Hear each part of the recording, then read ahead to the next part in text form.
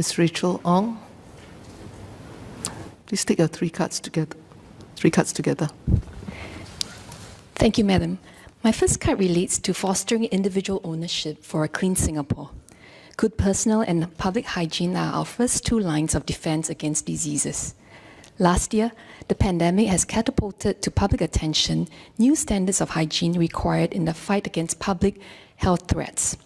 It was timely that MSE launched the SG Clean movement in February 2020 to galvanize a whole-of-nation effort to strengthen cleanliness and public hygiene in Singapore. Over the years, the Ministry has rolled out different initiatives to raise cleanliness and hygiene standards in public spaces and promote positive social norms, such as the SG Clean Quality Mark. Sustained collective action will be imperative to inculcate a sense of personal and social responsibility in the community. Could the Ministry share more on its efforts and progress of the various initiatives to foster individual and social responsibility?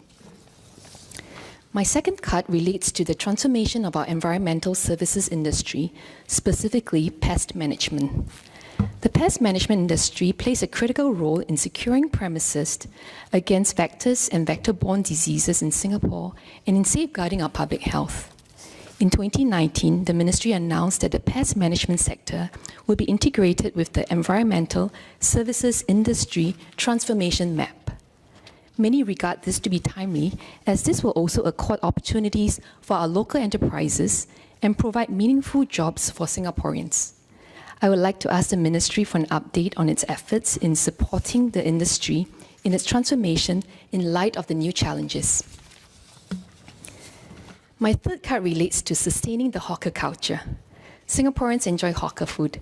Many of us celebrated when our hawker culture was recognized by UNESCO in December 2020. The Ministry had previously announced that 20 new hawker centres will be built. 7 centres have been completed and the remainder 13 are to follow. We understand that the key reason we engage operators through the socially conscious enterprise hawker centre model, SEHC, was to leverage their private sector experience so as to better improve the management of hawker centres and meet our community needs.